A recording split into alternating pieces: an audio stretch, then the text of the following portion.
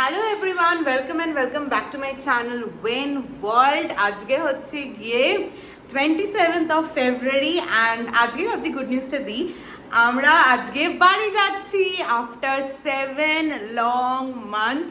ইট felt like 7 long years. তো finally আজকে আমরা বাড়ি যাচ্ছি। আমাদের আজকে ফ্লাইট 6:55 এর ফ্লাইট আমাদের পুনে টু কলকাতা। তো সব কিছু প্যাক হয়ে গেছে, আমি গাড়িও বুক করে দিয়েছি। আর এখন বাজে ঘড়িতে 1:40। কিছুক্ষণের মধ্যে গাড়ি চলে আসবে 2টোর সময়। আর তারপরে আমরা বেরিয়ে যাব। 2টোর সময় বেরোচ্ছি, তার কারণ হচ্ছে এখান থেকে এয়ারপোর্টটা অনেকটাই দূরে। প্লাস আমার মনে হচ্ছে আমি আর মা একা ট্রাভেল করছি, তো ইটস বেটার লেট করার থেকে গিয়ে ওখানে বসে থাকে ইটস অনেক অনেক ভালো। তো কেন কি আমাদের কাছে ব্যাগ আছে, প্লাস একটুখানি ওয়েটটা নিয়ে একটু ডাইস সিচুয়েশনে আছি, চিন্তায় আছি। তো কেন কি ট্রেনে আসার সময় তো অনেক কিছু নিয়ে এসেছিলাম, এবার অবভিয়াসলি অনেক কিছু নিয়ে যাচ্ছি যেগুলো রেখে আসার জন্যে। তো হ্যাঁ, প্যাক ট্যাক হয়েছে। তো এই কদিন ধরে এইসবই চলছিল। আর আমার থেকেও বেশি একজন এক্সাইটেড রয়েছে, এদিকে আসো। আমার শহরে কলকাতা, চলে যাচ্ছি কলকাতাতে 7 মাস পরে কলকাতা। ইয়েস, আমরা 7 months পর কলকাতা যাচ্ছি। আরেকটা গুড নিউজ হচ্ছে কি, আমি পুরো 1 month-এর জন্য যাচ্ছি আর আমি সুপার সুপার হ্যাপি। কিন্তু সকালবেলা আমার অফিস ছিল, তো আমি সকালবেলা উঠে অফিস গিয়ে অফিস করে তাড়াতাড়ি এসেছি। এসে খাওয়া দাওয়া করে ফ্রেশ হয়ে রেডি হয়েছি। প্রচণ্ড টায়ার্ড তো আছি, তো প্লেনে ওঠার পরে হয়তো ঘুমিয়েই পড়বো। তো এনিওয়েজ চলো এখন ঠাকুরের নাম করে সব কিছু প্যাক করে বেরোই, তারপরে তোমাদের সাথে কথা হচ্ছে।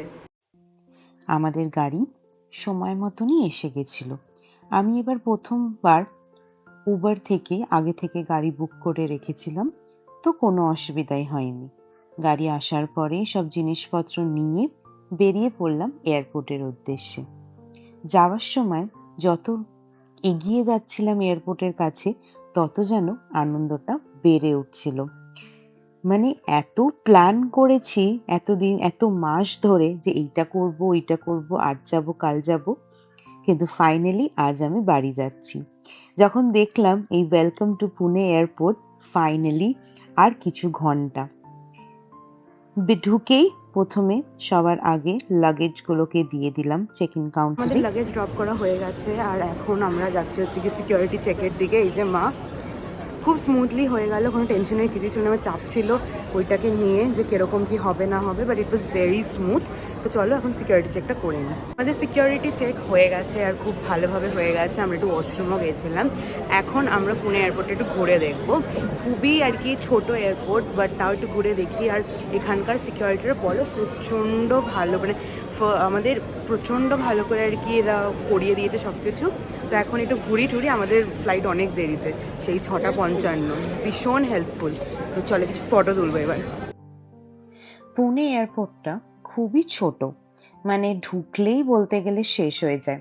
কিছু দোকান আছে, যেরকম এদিকে ল্যাভির দোকান আছে, ওদিকে একটা বুক কাউন্টার আছে, তার সাথে আরো 2-3টে ব্যাগের দোকান আছে। কিন্তু খুব যে দোকান আছে আমি সেটা বলবোই না একদম, কারণ এই এয়ারপোর্টটা খুবই ছোট।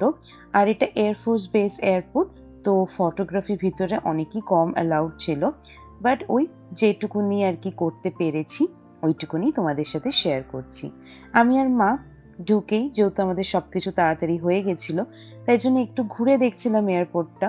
কিন্তু সেরকম তো কিছুই ঘোরার ছিল না, জাস্ট ঢুকেই শেষ। তো তারপরে বসে বসে আমি আর মা দুজনে মিলেই প্লেন দেখছিলাম। কি করব, শুধু ওয়েট করছি কখন আমাদের টাইম আসবে। আমি এইমাত্র একটু দেখতে গেছিলাম, তো আমাদের বোর্ডিংটা না চেঞ্জ হয়ে গেছে। আগে বলেছিল গেট 6-এ হবে as per boarding pass, but তারপরে দেখলাম স্ক্রিনে গেট 6 করে দিয়েছে। সো আমি দেখতে গেছিলাম, তো এখন মাকে নিয়ে যাব। তো আমি যাচ্ছি মায়ের কাছে, মাকে আমি বসিয়ে রেখেছি গেট 2-তে। তো চলো তাড়াতাড়ি করে গিয়ে নিচে দাঁড়িয়ে, এখনও টাইম আছে, সবে 5:40 বাজে, বাট স্টিল সামনে গিয়ে বসাই বেটার। দিল্লি যাচ্ছি, ফাইনালি বাড়ি যাচ্ছি। And this is a completely different feeling. After 7 long months, I am finally going home. Boat করে নিয়েছি, জাস্ট বোট করে বসলাম। আলাদাই এক্সাইটমেন্ট হচ্ছে যে ফাইনালি বাড়ি যাচ্ছি, ফাইনালি। আর তোমাদেরকে বাইরের ভিউটা দেখাচ্ছি, দাঁড়াও।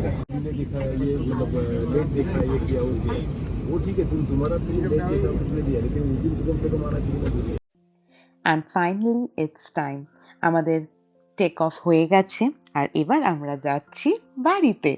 আলাদাই একটা এক্সাইটমেন্ট কাজ করছিল, সেটা বলে বোঝাতে পারবো না। এখন যখন আমি ভিডিও এডিট করছি আমার মুখে এত বড় একটা হাসি।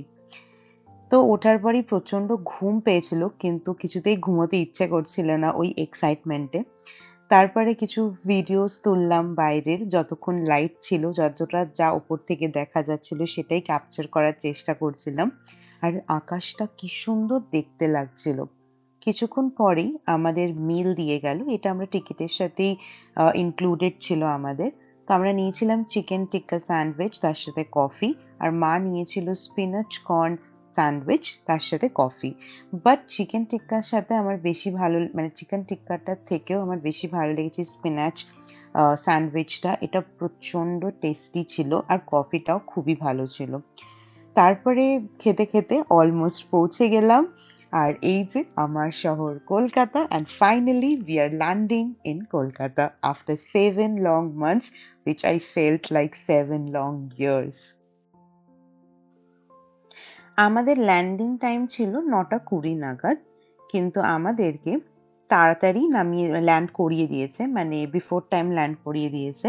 অ্যারাউন্ড 8:55 এর মধ্যেই আমরা ল্যান্ড করে গেছিলাম।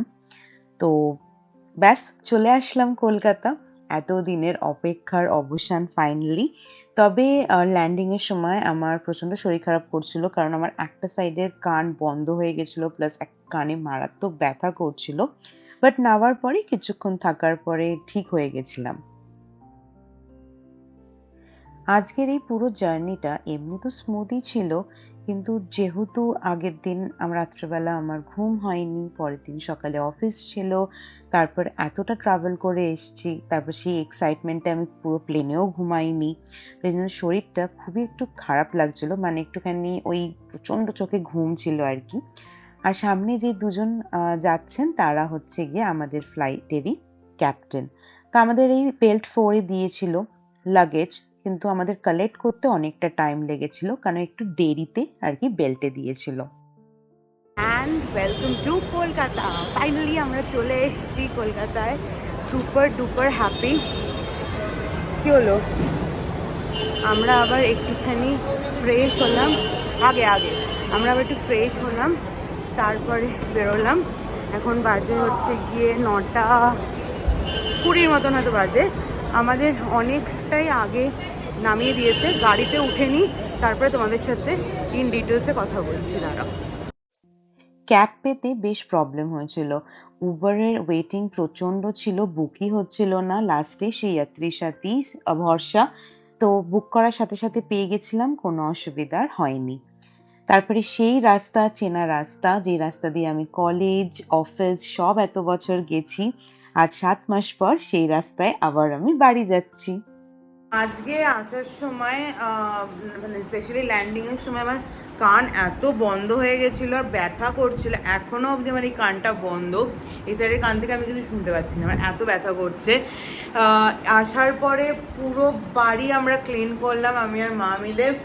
এখনো মানে অবভিয়াসলি এতদিন বাড়িটা বন্ধ থাকলে পরে যা হয় আর কি, পুরো তো ক্লিন হয় না, তো এখনো আরো 2 দিন লাগবে আমাদের পুরো বাড়িটা ডিপ ক্লিন করতে, তারপরে গিয়ে পুরোপুরি ঠিক হবে। বেসিক্যালি আজকে মাই করেছে, ওই ঘরের এসির রিমোটটাও চলছে না, তো আমি আবার ভেতর থেকে জানতাম কি করে অন করতে হয়, তো সেভাবে অন করে দিয়েছি। কালকে সেটা দেখাতে যেতে হবে, তো সেরকম টুকটাক অনেক কাজ আছে। তো আমরা বিরিয়ানি নিয়ে এসেছি, তো ওটা আজকে ডিনার হবে। সো প্রচন্ড টায়ার্ড, আমি কথা বলতে পারছি না, তো আজকের ব্লগটা এখানেই এন্ড করব, কিন্তু তার আগে কলকাতা বিরিয়ানি দেখাতে হবে। তো আর পুরো একটা বাড়ি তোমাদের আবার একটা নস্টালজিয়ার মধ্যে একটা, আমি ভেবেছি একটা রুম ট্যুর বা ফ্ল্যাট ট্যুর দেবো, কিন্তু সেটা আজকে হবে না। তো একটাই ব্যাকগ্রাউন্ড দেখো, আমি খুব শিগগিরই সবকিছু ক্লিন করে সেটা করার চেষ্টা করব। এবার কালকে অফিস আছে, কিন্তু অফিস নেইও, সো একটু ডাইসি সিচুয়েশন আছে। তো চলো এখন বেশি কথা না বলে খেয়ে নিই। সবার আগে তোমাদের আজকে আমি যেটার জন্যে আমি কলকাতায় আজকে এসেছি, এসেই ঠিক করেছিলাম যে এটা খাবো, সেটা তোমাদেরকে দেখাই, মানে আমার লাভ দেখাচ্ছি। দাঁড়াও, মা অলরেডি খেতে বসে গেছে। এই যে মাটন বিরিয়ানি, তার সাথে কোক, আর এখানে হচ্ছে কি চিকেন বিরিয়ানি উইথ আলু অ্যান্ড মার ওয়েট করতে পারছে না, তো আমরা খেতে বসে পড়েছি। তো চলো আজকের মতন এই ব্লগটা এখানেই এন্ড করছি। দেখা হচ্ছে খুব শিগগিরই নতুন একটা ব্লগের সাথে, তার সাথে কলকাতা ব্লগ সিরিজের সাথে। তো চলো, যদি ভালো লেগে থাকে ব্লগটা তাহলে লাইক শেয়ার সাবস্ক্রাইব করতে একদম ভুলবে না। Take care, tata.